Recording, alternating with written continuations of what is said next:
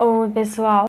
Um salve a todo mundo que me vê aí do outro lado da tela. Eu sou a Caroline, professora de História, diria que um pouco mais amante de História, mas eu também sou amante de leitura. E hoje eu vim partilhar com vocês um pouco mais do livro que eu li, que é esse livro aqui, Maus. Ele fala a respeito do Holocausto, como foi a época que os judeus viveram sobre ali os domínios dos alemães. É um livro muito chocante. Não sei se você já ouviu falar desse livro, não sei se você está querendo ler, ou se você nunca ouviu falar desse livro. Mas eu vou contar um pouquinho mais para vocês sobre ele. Alerta de spoiler. Então, se você quiser ler e não quiser spoiler, vai lá ler o livro, depois você volta aqui para ver meu vídeo. E deixa a sua opinião aqui embaixo, porque talvez você já tenha lido e pense algo diferente de mim a respeito deles.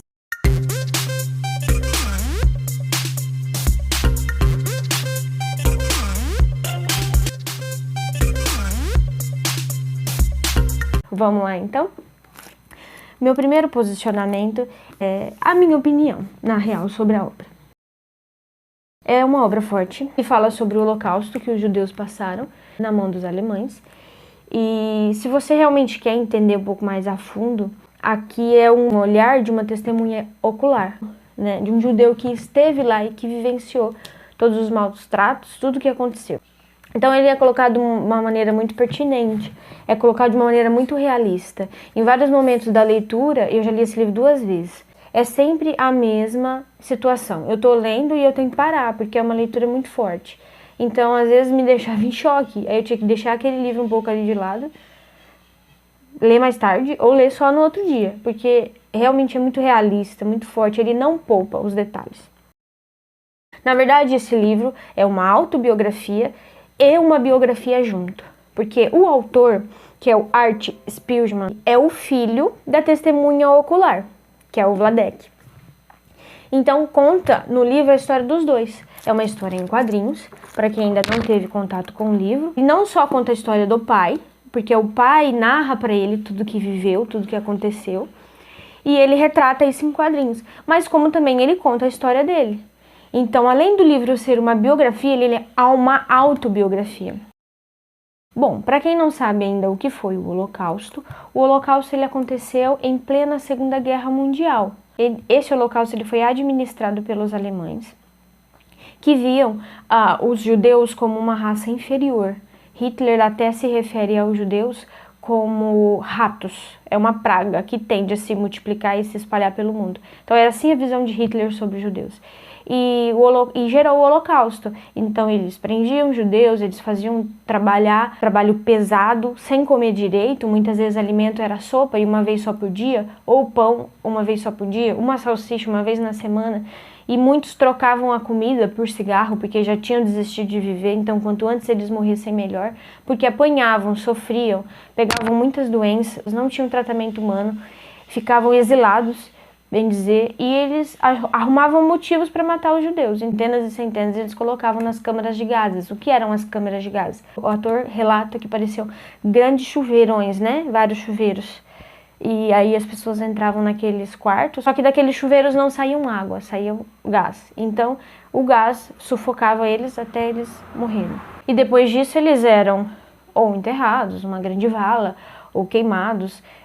O autor menciona que em muitos momentos eles eram feito uma grande chaminé, porque eram colocados, queimados, subia fumaça, sabia que muitos judeus estavam morrendo ali dentro. Então, assim, o livro foi de grande sucesso, né? A gente vê que ele tem até um prêmio Pulitzer. Esse aqui que eu li é a história completa, mas na verdade, na real, ele foi dividido em 2 livros. Então teve o livro 1, que é a história de um sobrevivente, Meu Pai Sangra a História, e o livro 2, que é Aqui os Meus Problemas Começaram. Nessa obra, Art, que é o autor, ele representa as nações em animais. Ele desenha os judeus em forma de ratos, porque o Hitler tinha colocado assim. Então ele fez uma representação. Alemães em forma de gatos. Ele desenha os poloneses, né, porque aconteceu na Polônia. Os poloneses ele desenha em forma de porcos. Os franceses ele desenha em forma de sapos. E os americanos ele desenha em forma de cães. Como vocês podem ver, eu fiz várias marcações.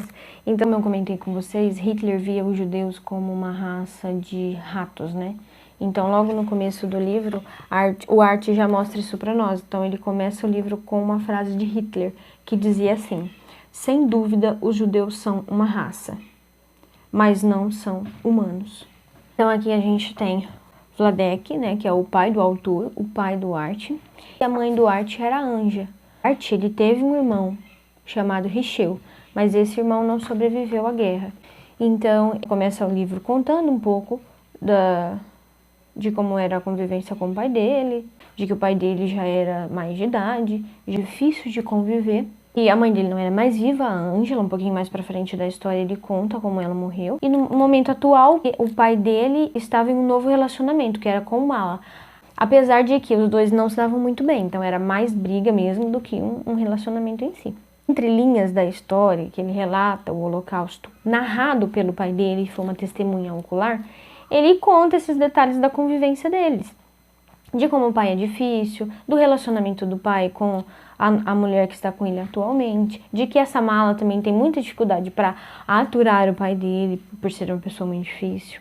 Traz um relato de que Anja tinha uns pais muito ricos e que, de certa forma, os pais de Anja ajudavam ele também, apesar dele ser muito esforçado, ter uma loja de tecidos, isso o Vladek, pai de Art. E conseguir fazer um bom dinheiro com aquilo. Os pais de Anja eram muito ricos. O mais interessante que ele cita é que em um determinado momento a Anja recebia cartas comunistas, escondiam essas cartas. Inclusive ele menciona que até uma costureira da família, que vivia no mesmo prédio, foi presa por causa de Anja, porque ela foi denunciada, aí a polícia entrou para poder ver essas cartas comunistas, e ela correu para a costureira, que ela achou que ninguém desconfiaria da costureira, e deixou as cartas comunistas com a costureira. E aí a polícia achou e a costureira ficou presa por, se eu não me engano, alguns meses. E aí o Vladek fala que, como o pai de Anja tinha muitas condições financeiras, ressarciu de alguma forma essa costureira por ter sido presa esse tempo, né, e por ter sido culpada pelas cartas que na real eram de Anja. Mas ele diz também que a saúde de Anja na época não era muito harmoniosa, então ela caiu numa depressão profunda. E eles não sabiam muito bem lidar com isso na época, então resolveram encaminhar ela para um sanatório, olha só, um sanatório. Então eles pegam um trem, Vladek vai junto, o sogro de Vladek fala: vai, cuida da minha filha que eu vou cuidar dos negócios para você. E aí ele menciona em determinado momento que era começo de 1938, e bem no meio da cidade tinha uma bandeira nazista. Então eles conseguem, passando com o trem, eles conseguem visualizar através da janela do trem, em determinado momento, que bem no meio da cidade colocaram uma bandeira nazista.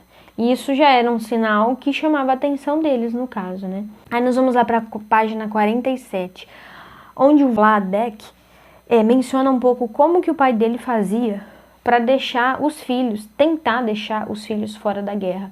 Ele deixava os filhos sem alimentar, que eles ficassem magros e doentes. Então, sem alimentar, sem dormir direito, sem comer direito, comia muito pouco, sem dormir direito, tomando muito café, e para eles ficarem em uma condição de não poderem ser convocados para a guerra. Então, eles chegavam lá, tinham aparência de doença e eram dispensados. E essa conferência acontecia uma vez por ano. Então ele uma vez por ano fazia isso com os filhos, para não submeter, na verdade, os filhos a uma possível guerra. E aí ele cita assim, ó, no outro ano, papai querer, ele tem um sotaque. Ele fala algumas coisas escrito, né? Estaria escrito errado, mas que deixa bem claro que não é um erro do autor, que realmente o pai dele tem esse sotaque, essa mistura, né, linguística.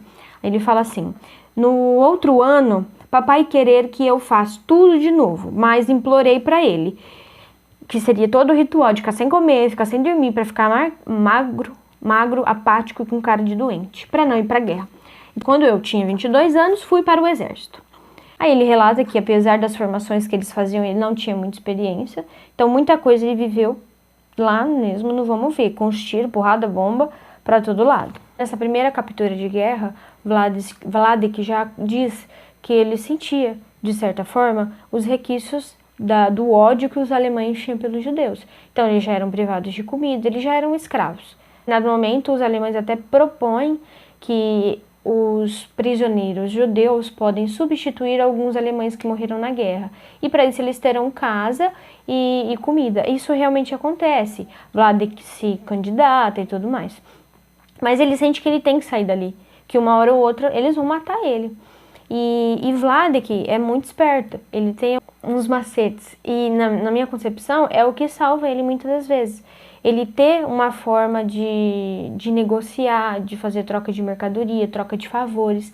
Então muitas vezes é o que salva ele para ele não morrer ali no meio de tanto ódio que havia. E aí, em um determinado momento, ele decide fugir dessa primeira captura, porque depois ele é capturado de novo. Ele se veste de polonês, na verdade ele se disfarça de polonês. No livro, até como é desenho, exemplifica, né, mostrando ele com uma máscara de porco, porque os poloneses eram porcos, então ele mostra ele com a máscara de porco, significando que ele tinha se disfarçado de polonês para tentar escapar. E ele diz que os poloneses eram amargos com os alemães. Então, se você chegasse falando mal do alemão, você já tinha uma ficha limpa com ele. E ele, disfarçado de polonês, faz isso com outro polonês, e esse polonês ajuda ele a pegar um trem para fugir dali. E de primeira mão ele chega na casa dos pais dele, e ali ele encontra o pai e a mãe, o pai sem barba, então era costume de judeus ter barba, então ele estranha o pai estar sem barba, e pergunta o que aconteceu, pai. O pai de Vladek diz que foi capturado, e os alemães tiraram a barba dele na marra, bateram muito nele. No mesmo momento a mãe de Vladek já diz assim: filho, vá para casa, porque às 7 horas é o toque de recolher, então você precisa estar dentro de casa, com a casa fechada e com todas as luzes apagadas. Senão, né, na época corria o risco deles invadirem, tomarem tudo que for possível, até mesmo matar os judeus que descumprissem as ordens deles. Então Vladek vai para casa, reencontra a mulher, Anja, e o filho, Richel, que ainda era pequenininho, celebram o retorno dele, e aí eles levam uma vida normal, que para os judeus não era normal naquela época, mas tentavam sobreviver, com um pouco que os alemães permitiam que eles tivessem. Até um determinado dia vira uma ordem desses alemães, que todos os judeus tinham que ir a um determinado lugar, até a data de 1º de 1942, e ficar por lá, e deixando as suas propriedades para os não-judeus, que viriam para ocupá-las. Esse lugar que eles ficaram não era o gueto. Eles podiam sair na rua, eles podiam ter a convivência deles, só que à noite tinham que estar dentro de casa, de porta fechada e luz apagada. Aí, um determinado dia, o pai de Anja chega desesperado em casa e a Anja pergunta: o que foi, pai? O que aconteceu? E ele diz que pegaram os amigos dele, negociando mercadorias, e os alemães usaram eles de exemplo, ou seja, mataram eles enforcados e deixaram pendurado em praça pública por uma semana, para que eles servissem de exemplo para outros judeus, para que os outros judeus parassem de fazer negociações escondido dos alemães. Página 102, ele faz uma menção à morte da mãe dele, Anja. A Anja sobreviveu ao Holocausto, só que ela teve uma pressão emocional muito grande, ela perdeu todo mundo, perdeu o irmão, perdeu o pai, perdeu mãe, perdeu os amigos, todos mortos no Holocausto, certo? E apesar dela ter sobrevivido, ela e o Vladek, inclusive Richel, que era o filho dos dois, morreu na guerra, no Holocausto, só ficou ela e o Vladek mesmo. Ela decaiu, o emocional dela decaiu. E nessa parte do livro, ele escreve um HQ, né, uma história em quadrinhos, sobre a morte de Anja, porque ela se suicidou. Então ele conta a história, uma parte muito forte do livro, chama Prisioneiro do Planeta do Inferno, a história de um caso. E que ele chega em casa e a casa estava lotada de gente, polícia, bombeiro, então assim, ele vê que alguma coisa errada tinha acontecido. E sim, a mãe dele tinha se matado, né? Então foi um momento muito difícil para ele e para o pai dele passar por isso. E que isso não saía nunca da cabeça dele. Inclusive, ele relata que antes de se matar, na noite anterior, a mãe dele tinha ido até o quarto dele e perguntava se ele ainda amava ela. E ele foi um pouco ríspido na resposta, então ele levava isso com ele. Mas retornando à plot da Vladek e da Anja em tempos de guerra, nessa casa que eles ficaram, Vladek teve que fazer um bunker. Então tinha um lugar escondido na casa, porque os alemães faziam invasões nessas casas. Então, se desse na telha, eles matavam todo mundo que estava dentro da casa, ou carregavam para o trabalho escravo e depois de um tempo a pessoa morria lá. E eles tinham consciência disso. Então Vladek arrumava lugar para se esconder, chamava de bunker. Nessa página 112 do livro, a gente pode ver que o Art, que é o filho dele, desenhou o que o pai relatou para ele, né? Vista lateral, né? A parte externa, então dentro teria uma caixa de carvão com um fundo falso e uma pilha de carvão em cima.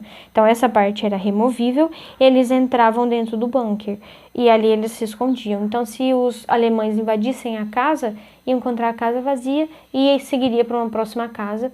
Então eles sobreviveriam mais alguns dias. E, inclusive, ele relata que eles colocavam cães farejadores. Então os cães cheiravam tudo para encontrar os judeus, porque os alemães imaginavam que eles pudessem se esconder, né? Mas não dessa forma, tanto que demorou para eles serem encontrados. Tem uma menção que Vladek faz a respeito do sogro. Ele tinha um conhecido, um amigo dele que estava servindo ao exército, e ele pediu que o amigo que desse um jeito de livrar eles dali, né, daquela situação, porque corriam boatos de que seriam todos mortos. E aí ele paga para esse amigo com joia, com o que ele tem, porque eles eram de condição boa. Aí o amigo fala: eu consigo salvar você, sua mulher e seu filho, mas eu não garanto os pais dela, porque eles são de idade. Então é muito difícil passar eles despercebidos como pessoas úteis que podem trabalhar. Inclusive o sogro fala para ele: Vladek, dê o que for, dê a minha fortuna para ele, mas a gente precisa sair daqui com vida. E o Vladek oferece mais valor para ele e o amigo diz tentar, mas não consegue. É nesse momento que o sogro e a sogra dele, que são os pais de Anja, são capturados pelos alemães. Ele diz assim: na quarta veio as vans. Anja e eu vimos pela janela o pai dela, estava arrancando os cabelos e chorando. Ele era milionário, mas isso não salvou a sua vida. E a partir daqui começa que Vladek e Anja começam a fugir. Vale ressaltar que eles tinham muito medo de perder o filho. E por um amigo foi proposto a eles deixar um filho em um lugar seguro, com uma governanta que ficaria com mais duas crianças dos amigos, ficariam com as crianças para proteger eles, que numa cidade próxima que para eles era um lugar seguro. Então, a partir de então, eles aceitaram isso. Anja foi um pouco contra, mas no final aceitou. E a partir disso, eles começam a fugir. Ele diz que ele encontrou uma mulher muito simpática no mercado negro, que eram as trocas, né? Então, ele trocava joias, dinheiro, bens por alimentos. Então, essa mulher muitas vezes conseguia pão para eles, chocolate, que eram as coisas mais difíceis da época. E ele pagava por isso, para essa mulher. E eles viviam escondidos, nos estábulos, no lugar que fosse mais fácil de se esconder. E aí um dia essa mulher fica curiosa, ela pergunta assim: vocês moram no estábulo? Aí o Vladek fala para ela: a gente ainda não conseguiu nada melhor. Aí ela fala assim: por que vocês não vêm morar comigo? O meu marido também serve, ele é polonês, né? Também serve, e vem para casa de tempos em tempos, fica alguns dias e depois volta embora. Então, o dia que ele vier, vocês ficam escondidos no sótão. Depois que ele for embora, vocês ficam comigo na casa. E, de certa forma, a mulher tinha um certo interesse, porque o Vladek tinha dinheiro. Então, ela fornecia o alimento para ele e ele pagava para ela. Não era nada de favor, né? E aí ela se ofereceu. E aí Vladek conversa com Anja e como eles não têm uma condição melhor para ficar, eles aceitam. E essa parte é meio complicada, porque ele fala assim: na noite seguinte, ela apareceu com o filho de 7 anos na granja em que eles estavam. Ele ficou ao lado da mulher, ela fingiu ser a mulher dele, e a Anja foi atrás segurando o menino. Fingiu ser governanta. Ninguém deu ao trabalho de olhar para nós. Então, as situações que eles tinham que passar, né, para tentar fugir. Mas existia aquela pressão, porque a qualquer momento os alemães podiam invadir a casa dela e levar ela como prisioneira e eles também matar todo mundo. Um belo dia, um amigo do Vladek fala pra ele que a Hungria tá mais segura. Ele quer ir pra lá. E aí a Anja fala: não, pelo amor de Deus, Vladek, vamos ficar aqui. A gente tá segura aqui na casa. Até a guerra acabar, a gente fica aqui. Vai dar tudo certo. Não vamos pra um lugar incerto. Aí ele fala assim: olha, o primo do meu amigo já foi lá pra Hungria. E ele falou assim, que se tudo estiver bem lá, que se for realmente seguro, ele vai mandar uma carta avisando a gente. E se isso acontecer, a gente vai mesmo. Mas eu não vou sem a carta, só a carta. Se a carta chegar dizendo que lá é seguro, aí nós vamos. Mas Anja, já desesperada, não era a favor da ideia. E aí um belo dia chega a carta desse primo. E a carta dizia assim: queridos tio e tia, está tudo ótimo aqui. Eu cheguei bem, estou livre e feliz. Venham assim que puderem, seu sobrinho Abraham. E assim eles trocaram alguns dos bens deles por bilhete para que eles pudessem ir para a Hungria. Só que, assim como esperado, o trem que eles estavam, infelizmente, foi abordado por soldados alemães que encontraram eles, mesmo eles tentando se disfarçar de polonês. Como eu disse para vocês, o livro retrata eles com uma máscara de porco. É metafórico, né? É simbólico essa parte dos animais. E mesmo assim os alemães identificam ele, arrancam a máscara dele e diz: aqui estão os judeus. E assim eles são capturados pelos alemães novamente. O Art coloca uma foto do irmãozinho dele, do Richel. Muito tempo, Anja e Vladek ficaram sem notícias do Richel, mas em uma determinada parte do livro aparece. Contei com vocês que o livro ele conta a história da testemunha ocular, que é o pai do Art, mas que ele tem trechos também do momento atual que o Art está vivendo. Como o pai dele é difícil, como o pai dele, ele chama de mesquinho, né? É muito... Para vocês terem uma ideia, numa parte do livro, mostra o pai dele pegando o fio de telefone da rua, porque ele ia guardar, porque aí podia ser útil para alguma coisa. Então ele conta um pouco da vida dele. E a parte que me chama muita atenção é uma conversa que ele teve com a mulher dele. Ele diz assim, eu achei muito forte: sei que é maluquice, mas até que eu gostaria de ter estado com os meus pais em Auschwitz para saber mesmo tudo o que sofreram. Acho que é algum tipo de culpa por não ter passado pelo que eles passaram no campo de concentração. Inclusive, Art nesse livro expõe muito o sentimento dele, né? Numa outra conversa com a sua mulher, ele diz assim: eu já parei para pensar que se eu pudesse ter salvo alguém, porque a mãe dele se suicidou, né? Que se eu pudesse ter salvo alguém, se eu salvaria minha mãe ou meu pai. E ele tem um relacionamento tão difícil com o pai dele, que é uma pessoa realmente difícil, que ele diz que é muito triste ele admitir, mas que ele não salvaria o pai dele, ele teria salvado a mãe dele. E ele alega também que o Richel sempre foi, isso no tempo atual, né, porque o Richel morreu em guerra, então ele alega que o Richel, que é o irmão dele mais novo, sempre foi um filho ideal, porque só havia uma foto na parede, então não era uma criança que dava trabalho, não era uma criança que fazia arte, não era uma criança que os pais passaram por todas as fases. Então ele seguia ali na parede, pendurado em uma foto antiga, como se fosse um filho ideal. E ele não era isso para os pais dele. Então o livro ele expõe um pouco do sentimento do Art, que é o escritor, a respeito de como é a vida dele, de como é o sentimento dele e a relação com os pais. Como era e como é com o pai ainda. Então, voltando um pouco aqui para a captura deles, a segunda captura, que é a última, que eles passam por momentos bem difíceis, mostra a chegada deles no campo de concentração. Realmente é o que eles já chamavam de gueto, certo? Aí eles mostram aqui os policiais do exército, né? Os tenentes, todos aqueles que serviam ali, mandam todos tirar a roupa. Tirem a roupa, deixem seus pertences, fiquem em fila. Então eles ficavam pelados, e com muito frio e com muito medo. Nessa captura eles foram colocados num banho comunitário, né? Todo mundo tomou banho junto, foi fornecido para eles roupas e um número. Então assim, eles não olhavam o tamanho do sapato, o tamanho da roupa, nada. Eles te davam uma roupa e um sapato. Se servia em você ou não, era problema seu. Se o sapato era grande ou não, era problema seu. Se sua calça ficasse caindo, é você que ia ter que segurar. Então não tinha essa conferência de número, de tamanho. Você recebia o que você recebia e tinha que se virar com aquilo. E ele até fala aqui, ó, em um determinado momento, um deles foi falar pro supervisor lá que o sapato era pequeno. E o supervisor pegou o sapato e tacou na cara dele. E fala assim pra ele: talvez agora eles te sirvam. Então, assim, o tratamento era muito desumano com eles mesmo, né? E aí ele fala que eles registraram ele com determinado número, anotaram nossos nomes e aqui no braço escreveram o número de cada um. Ele mostra, né, determinado número que foi carimbado no braço dele, né? Tatuado, grifado. Não sei como é que eles faziam na época, né? Aí, logo de cara, ele encontra o Abraham, que mandou a carta dizendo que estava tudo bem. Os alemães ditaram a carta para que ele pudesse escrever, enquanto um Gestapo, que eram os generais alemães, apontavam uma pistola para a cabeça dele. E o que ele poderia fazer? Ele seria fuzilado. Então ele escreveu a carta dizendo que estava tudo bem na marra e mandou para eles por conta disso. Na página 189, ele fala de Mandelbaum, que era um amigo dele. As suas calças cabiam 2. E ele não ter barbante para fazer cinto. Então passaram o dia todo segurando a calça. Um pé não entrava no sapato. Tinha que carregar esse sapato. Quem sabe não trocaria por outro.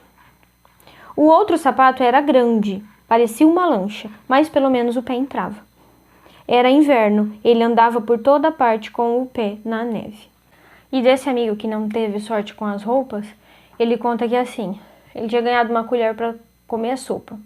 Mas para segurar a sopa e a colher, ele tinha que largar as calças. Aí, quando ele ia subir as calças porque ela estava caindo, ele derrubava a sopa. Aí ele apanhava porque ele tinha derrubado a sopa. E ele ficava sem sopa, tinha apanhado. Então, assim, o fato dele ter calças que não serviam, atrapalhavam ele. Aí ele conta que um belo dia o Gestapo fez assim, quem sabe inglês? Aí levantaram a mão. Ele sabia inglês, mas ele ficou muito receoso. Aí ele perguntou, quem sabe inglês e polonês? Aí já eram poucas mãos levantadas, mas ele sabia, então ele se arriscou. E nessa brincadeira de se arriscar, ele ganhou a confiança do Gestapo. Então ele passou algum tempo sendo ajudado por esse Gestapo, né? Porque ele ajudava ele a aprender outras línguas que ele precisava saber. E o superior fornecia as coisas que ele precisava. Comida, ele comia um pouco mais por estar servindo a ele.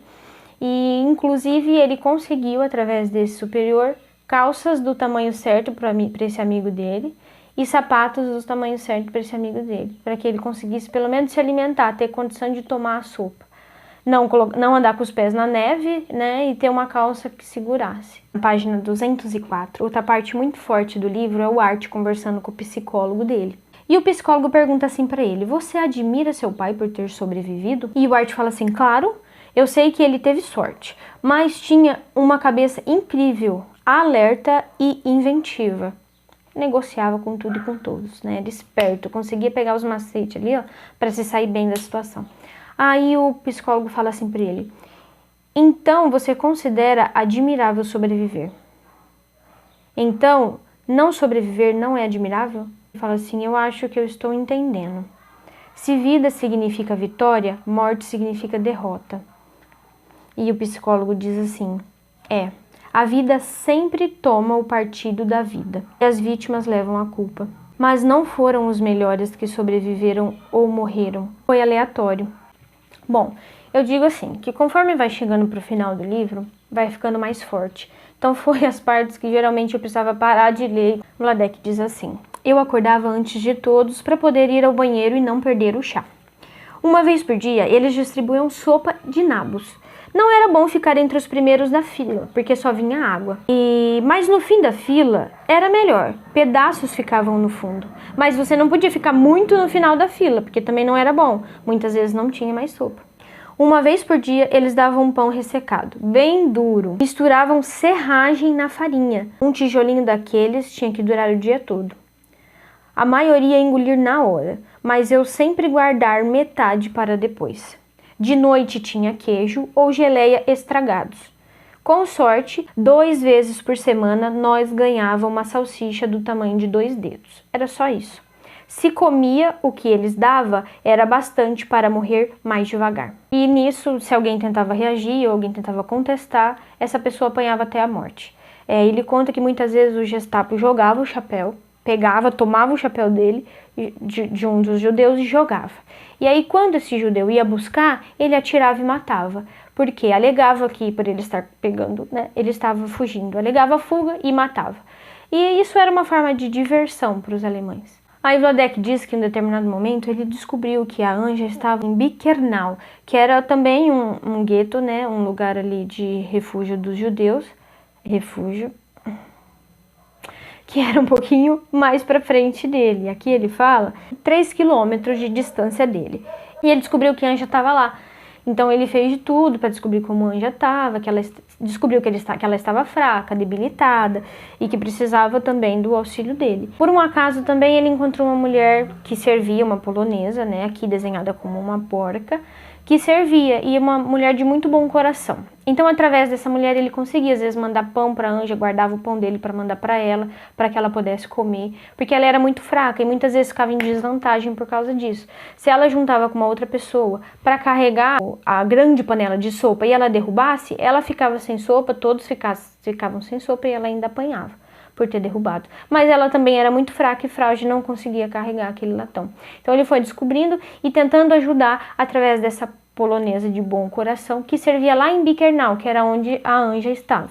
Na página 218, Vladek conta assim, que tinha momentos que eles revistavam os judeus escravos, né? Então eles ficavam nus, pelados, sem roupa nenhuma, e o soldado gritava assim, esquerda, vou ver, esquerda, vou ver. Então eles giravam para que os soldados pudessem ver a condição que eles estavam. Tinha um lado bom e um lado ruim, né? Então se você estava em boas condições físicas, você ainda era mandado para o lado bom e recebia seus uniformes de volta. Agora se você estava doente, apático, fraco, sem condição de trabalhar para eles, você era mandado para o lado ruim. O lado ruim já era levado para a câmara de gás.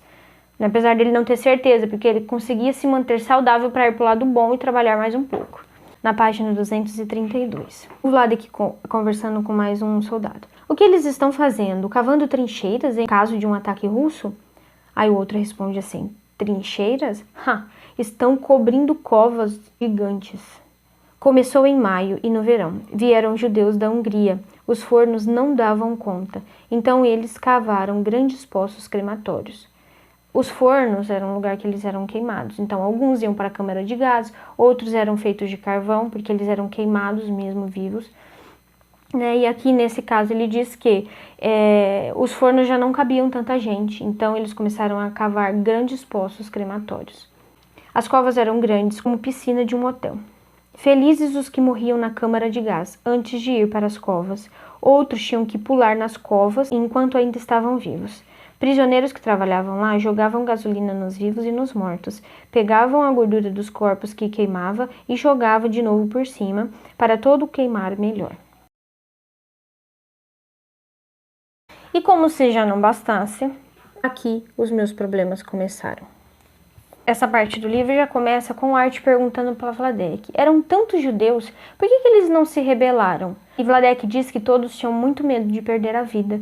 Então, qualquer rebelião que fosse causada, todos poderiam morrer. Se 4 se rebelaram, eles iam lá e matavam 200. Mais do que estava previsto para ser morto. Então, todos não queriam morrer, queriam voltar em vida, né? Queriam sair dessa guerra com vida. Ele conta na página 239 de 4 meninas que contrabandeavam explosivos. Então, na intenção de, provavelmente, fazer algo contra os alemães, né? E quando eles descobriram, elas foram enforcadas perto da oficina onde trabalhavam. E elas ficaram lá por muito tempo, muito tempo, para que todos que estivessem ao redor usassem ela de exemplo. Por que o capítulo chama que os meus problemas começaram? Porque eles são colocados em um trem, para ser transportados de um lugar para o outro. E muita gente foi colocada no trem. Na página 235, em um trem para cavalos e vacas, eles foram colocados. Empurraram até que não tinha mais espaço. Nós ficava amontoado em cima do outro, como sardinha. Fiquei num canto para não ser esmagado. No alto eu vi uns ganchos, presos no teto, para animal talvez. Ainda tinha cobertor, fino que eles deu. Subi na ombra de um e prendi um pano bem firme. Assim eu pude descansar e respirar um pouco. Isso me salvou. Uns 25 pessoas saem vivo do vagão de 200. E aí ele diz que por ele estar pendurado com o cobertor próximo da janela, ele conseguia passar as mãos, né, pegar um pouco de neve e comer a neve. Então servia para enganar o estômago e como água, né? Muitas pessoas tinham, às vezes, no bolso, alguma coisa, um pouco de pão. E pedia para ele, você não pode me dar um pouco de neve, eu preciso de água. Aí ele fala, você tem alguma coisa para trocar? E aí a pessoa dava uma comida, dava um pão, dava o que tinha no bolso e ele fornecia neve para essas pessoas. Eles sentiam que o trem rodava muito, então eles deixaram esses judeus dentro de um trem por vários dias. Vladek diz que o trem parou e ficou parado, trancado, ninguém conseguia sair nem entrar por dias e dias. Eles sem comida, sem água, tinham que fazer xixi ali, tinham que defecar ali, não tinham escolhas. E muitos caíam mortos. E aqueles que caíam mortos dentro do trem, os que estavam vivos de pé, pisavam neles. Em um determinado dia, eles abriram o trem e um soldado gritou de fora, joguem os mortos e limpem a sujeira. Eles ficaram mais vários dias presos dentro do trem parado. O trem andava um pouquinho e parava, e ficou mais tempo parado. E ele diz assim na página 247, perto da porta, nós empilha os mortos novos, Todo dia os alemães abrem e perguntam: quantos mortos? Joga para fora, logo nós podia sentar.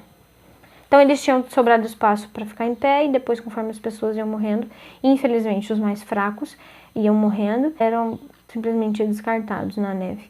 Bom, aparentemente o Vladek perde a conta do tempo que eles ficaram presos nesse trem, mas ele diz que um belo momento eles abrem a porta do trem e ele consegue ver a Cruz Vermelha.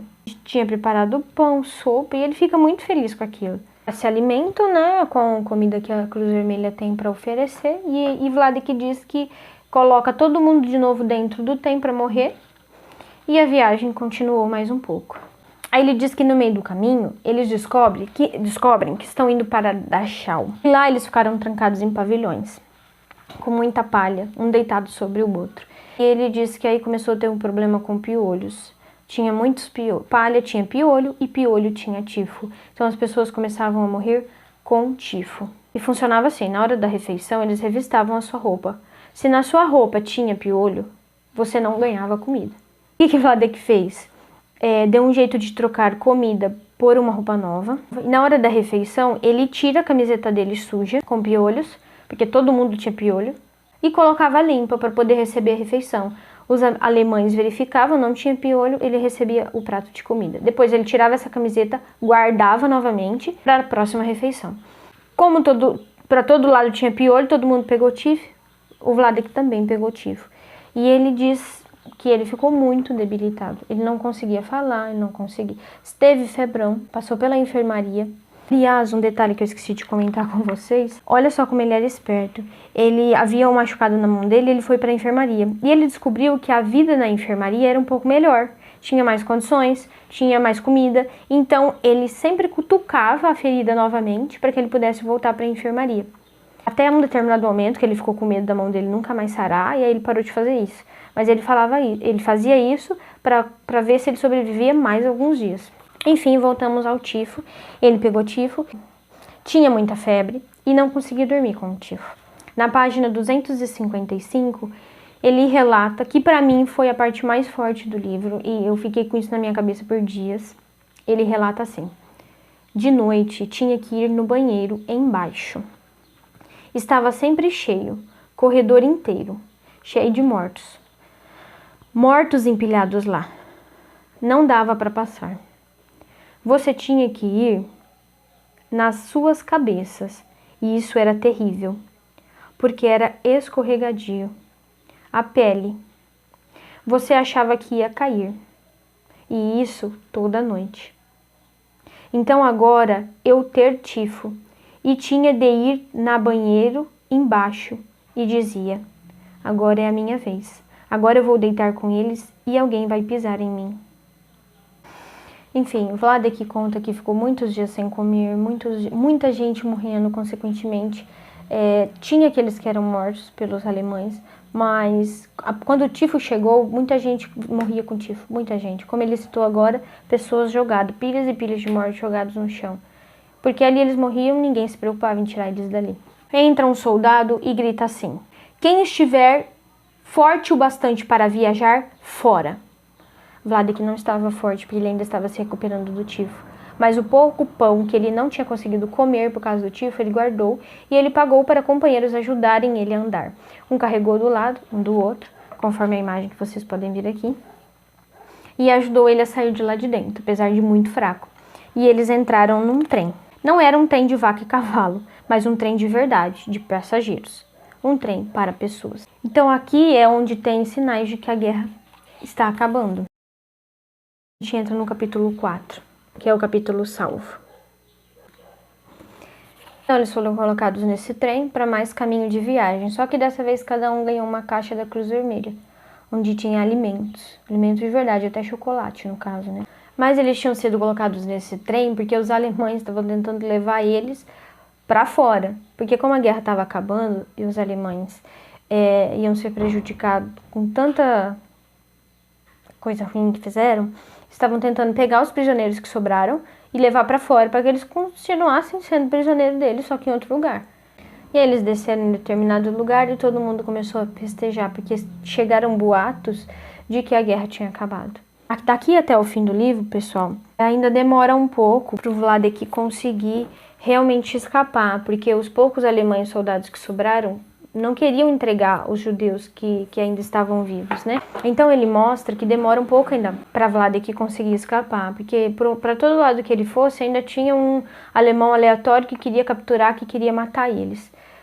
Mas como a guerra estava acabando e os americanos estavam chegando, os americanos iam proteger esses judeus. Então os alemães deram um pé na tábua e realmente aqueles judeus que tinham sido aprisionados, que sobraram com vida, né, muitos debilitados, mas conseguiram estar com vida, cada um seguiu o seu rumo. É muito emocionante, inclusive, o encontro que ele tem com Anja, que Anja achava que ele estava morto, mas aí descobre que ele está vivo. Vladek tira uma foto em boas condições, manda por correio para Sosnowiec, que é a cidade deles. Então ele tem a esperança dela estar lá novamente. Ela recebe a foto. Então ele vai de todas as formas possíveis até chegar na cidade e reencontra ela. A gente vê esse encontro muito emocionante na última página do livro, 296. Que da mesma forma que essa última página relata o encontro do Vladek da Anja, também Art, que é o escritor do livro, relata as últimas palavras do pai, que aí já seria o momento dele descansar. Isso em 1982, que foi quando o Vladek realmente faleceu, por tantas complicações de saúde que ele tinha. Vale ressaltar um ponto que eu esqueci de comentar sobre Richel, filho de Vladek e Anja. Pós-guerra, eles recebem a notícia do menino. Infelizmente, como eu comentei com vocês lá atrás, ele tinha sido deixado com outras crianças, com uma cuidadora polonesa, que de certa forma seria seguro. Mas quando os alemães vieram naquele gueto em que eles estavam, todo mundo ia ser morto. E essa cuidadora, ela se negou a ir para a câmara de gás. Eu não vou para a câmara de gás e as minhas crianças também não vão. Então ela carregava um pouco de veneno no pescoço, ela bebeu o veneno e deu para as 3 crianças. E realmente aquele gueto foi encaminhado para a câmara de gás, todos foram mortos. E Vladek e Anja, depois que acabar a guerra, eles recebem a notícia da morte do Richel também, né? Enfim, todos da família dele morreram em guerra, se não me engano, só um primo que restou. E os 2, né, que ainda conseguiram seguir uma vida, ter mais um filho, que é o Art. E Anja, até que Anja não aguentou mais e tirou a própria vida. Em todo um contexto do livro, é um livro muito forte, né? Sempre quando a gente lê um livro de uma testemunha ocular, que tem relatos de uma testemunha ocular, se torna um livro muito forte. É claro que a gente tem que tomar cuidado com a memória, né? A memória de um para o outro é variável, então muitas vezes o fato histórico pode ser atrapalhado por uma memória pessoal, até mesmo distorcido por conta disso. Mas não muda o fato de que o livro passa uma posição muito real e muito forte do que foi o Holocausto vivido pelos judeus. Certo, agradeço você ter ficado comigo até aqui, ter visto um pouco da minha observação a respeito do livro Maus, de Art Spiegelman. Se você ainda não leu, leia, uma leitura forte, mas é uma leitura historicamente muito importante. Se você já leu o livro, deixa também um comentário aqui dizendo o que você achou a respeito dele. Vou deixar também um link na descrição do vídeo para quem não leu ainda o livro e tem interesse de ler. Na plataforma da Amazon você consegue encontrar, vou deixar o link aqui. Muito obrigado por ficarem aqui até o final. Dê um like se você gostou do vídeo, me siga no canal e tchau! Sendo um emocional muito firme pra mim.